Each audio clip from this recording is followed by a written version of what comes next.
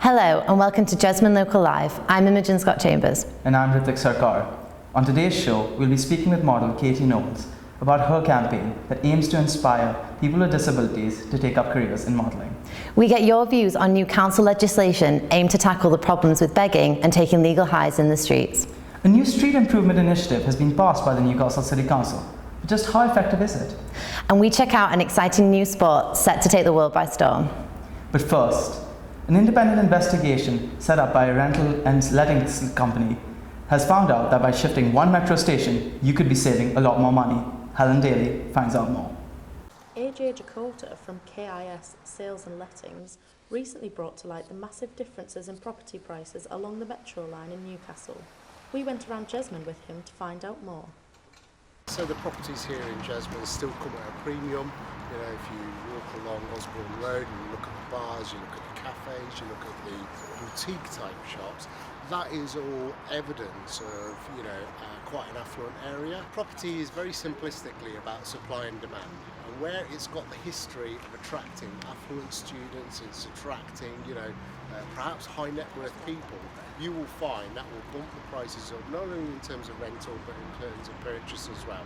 And that has a knock-on effect. We all want to be in nice areas, we all want to be, with nice things on our doorstep, and I'm afraid that always comes at a premium.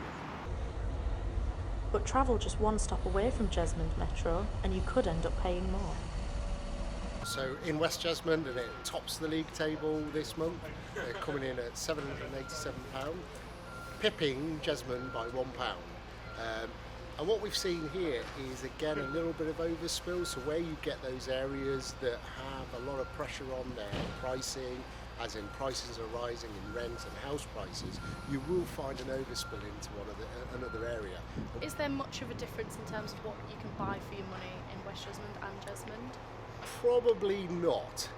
Maybe if you'd gone back 5, 6, 7 years, there probably would have been, as we saw with perhaps Heaton and places like that, we're taking the overspill from Jesmond. So we've seen how Jesmond and West Jesmond stand, but how do they compare to the city centre? Well, here we are in the heart of the city of Newcastle. Obviously all the convenience around you, as you can see, right next to the university. And the difference in rental prices between here in the Haymarket and Jesmond is £279 a month, which is a substantial sort of increase.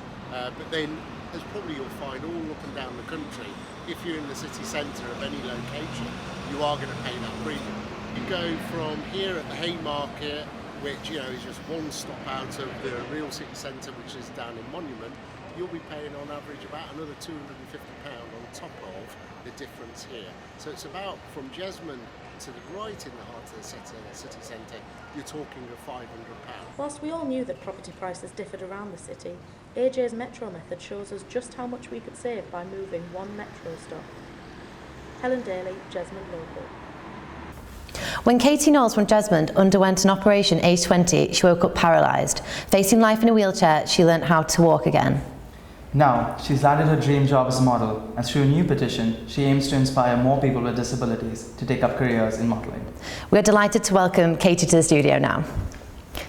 So, you were diagnosed with spinal stenosis at just the age of 15. As such an active young woman, were you concerned about the impact it was going to have on your life?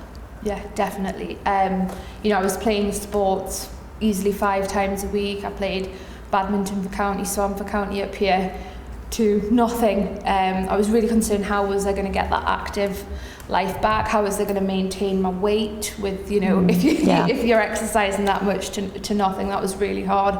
But it took quite a bit of time, but I found ways of adapting the sports that I wanted to do. So I still horse ride now, but I do it at the RDA centre, so it's a disability centre. So things have been adapted, but I was majorly concerned with how fit I was. And how many sports I wanted to play, and I'm probably not going to be bungee jumping or like diving, anything crazy anytime soon, but I think I can cope with that. Yeah.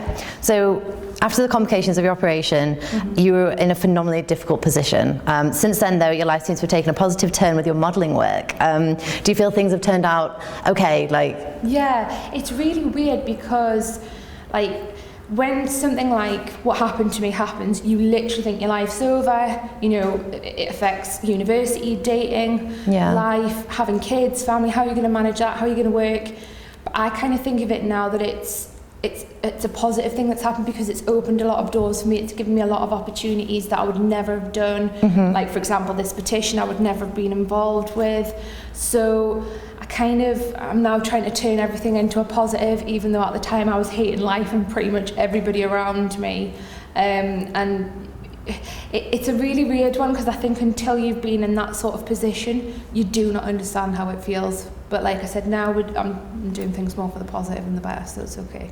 Yeah, so with the models of diversity and your petition, is it about regulating the fashion industry, or is it more about promoting confidence for people? It's a bit of both. I mean, the main thing is 1 in 6 of us is disabled, which is massive. I think it's actually gone down up to 1 in 5 now since we started the petition. And disabled models, they're just not used in the UK fashion industry at all. There's, I think, very few, maybe even just the one person who is signed to a mainstream fashion industry in the UK as a disabled model. And we're not used at castings, we're not used in other shows because of liability and insurance issues. And the whole point of this petition is we're wanting government to put pressure on the fashion and media industry and try and get some form of regulations put in place for disabled models. So say for every 6 able-bodied models, you'll use 2 disabled models. So that's kind of where we're going with it. And obviously, yes, ultimately it is promoting confidence and diversity, encouragement of different shapes, sizes, genders, the rest of it, which is what Models of Diversity is about. It's not just disability, it's every creed and colour, should we say. Yeah. So that's kind of where we're going with the petition anyway. What about promoting confidence in Jesmond, and what is disabled access like in Jesmond? Promoting confidence, I think especially with what I'm doing at the moment, it's kind of, I've done quite a lot in Newcastle recently with the different press. I've done radio, BBC Radio up here, I've done various newspapers, magazines, and it's kind of gradually opening the North East's eyes to actually, do you know what, hang on, how come that isn't the way it is? And, I have a blue badge, so I drive around a lot, so I'm probably not the best person for public transport, but I have noticed myself recently around Acorn Road, the way they've done the new one-way system, they've probably lost a good few spaces that used to be car parking spaces that I used to be able to get there, so I was closer to the shops, so that I wasn't going to have to walk miles. So I think a few things need to be reevaluated in that sense, because I think people forget it's not just public transport, but obviously people who've got the blue badge and drive, we equally need to get just as close. So I think there's a few things locally that do need looked at again and reevaluated. Definitely. Well, thank you, Katie. It's been great chatting with you. Newcastle City Council has passed new legislation concerning the consumption of legal highs and begging on the streets. Sam Doyle and our very own Imogen Scott Chambers went down to find out what you think about the situation. A proposed piece of Newcastle City Council legislation could see beggars and people taking legal highs being fined £100 on the spot. JesmondLocal went out to investigate the impact this could have on Jesmond. I feel like a lot of beggars actually have homes, but then again they depend on the money they make on the streets as well. So it's a good and a bad thing. It might also mean that they just come to different areas of Newcastle, which would not be ideal either. Yeah. Difficult one. Do you think in terms of Jesmond it will be easy for maybe beggars and people taking legal highs to move into the quiet streets of Jesmond to do these things? Yeah, I think that could become a problem if they're driven out of the city centre. They might just come to quieter areas like Jesmond, which would be a big problem for all the people living here. We headed to Acorn Road to find out some local residents' opinions on the new legislation. But it seems to me that the council are trying to raise money, and I find it not in very good taste myself. I totally disagree with charging people, or say fining them, really, isn't it? Yeah, in many ways, it's like a fine. Yeah. I know, I think there may be other ways of dealing with it, but to get money out of people like that, you probably don't have it anyway. I find that totally one was out of order, really. We've seen a lot of contrasting opinion on this proposed legislation by Newcastle City Council. And whilst the proposals to fine people caught taking illegal highs have been met with much agreement, there seems to be much more controversy surrounding the proposed fines for people caught begging, and this seems to have split opinion. This policy seems to be aimed at improving the city centre, but it could easily have a greater knock-on effect for the citizens of Jesmond. Sam Doyle, JesmondLocal.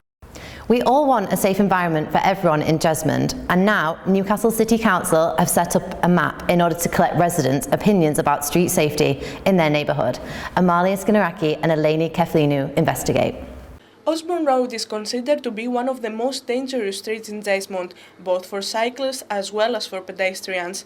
Newcastle City Council will be receiving a £60 million fund in order to improve its highways infrastructure, part of which will be invested in Jesmond. A cycling campaign has been set to raise awareness on the problems and dangers that the cyclists of the area are facing on a daily basis, proposing the creation of bike lanes throughout Jesmond. I think the biggest problem for most people is probably Osborne Road. It's a very, very difficult street to cycle down, and you definitely couldn't cycle down it with children. And a lot of people do cycle on the pavement, and the pavements are quite narrow, and it's obviously very problematic for pedestrians. Especially with the type of drivers that there is on the road, and drivers not adhering to the speed limit, there should definitely be cycle lanes separating them off on the road. There should be bike lanes because cars go pretty fast around here, and the cyclists, a lot of them don't wear helmets or lights, so it's quite dangerous. The council has created a platform where residents are invited to express their ideas and experiences on the problems of each street. The aim is to identify which streets need immediate improvements, so to focus on changes that will make Jesmond one of the easiest areas to get around. We want to see how people think their own streets might change. I think the people who live on streets which don't have through traffic tend to be pretty happy about their streets, and those streets we haven't had very many comments about, but the streets which have a lot of through traffic is where you get people complaining. However, not everybody is pro-cycling. Crispin Welby, a member of the Jesmond Residents Association, speaking to JesmondLocal, said that even though the cyclists are pushing too hard for changes, they are not taking the necessary safety precautions. Cyclists can be an absolute terror to pedestrians at night. The cycle lobby would help itself, and those who insist on everybody getting on a cycle or walking, they would help themselves if more cyclists respected the law and had lights both fore and aft on their bicycles, as well as a bell, hard hats and reflectors from the sides of the bicycles. Amalia Skinneraki and Eleni Keflinu for JesmondLocal. And finally, you might have just heard about it, but korfball is a new sport taking Jesmond by storm. Alistair Hall went down to find out just what it's all about.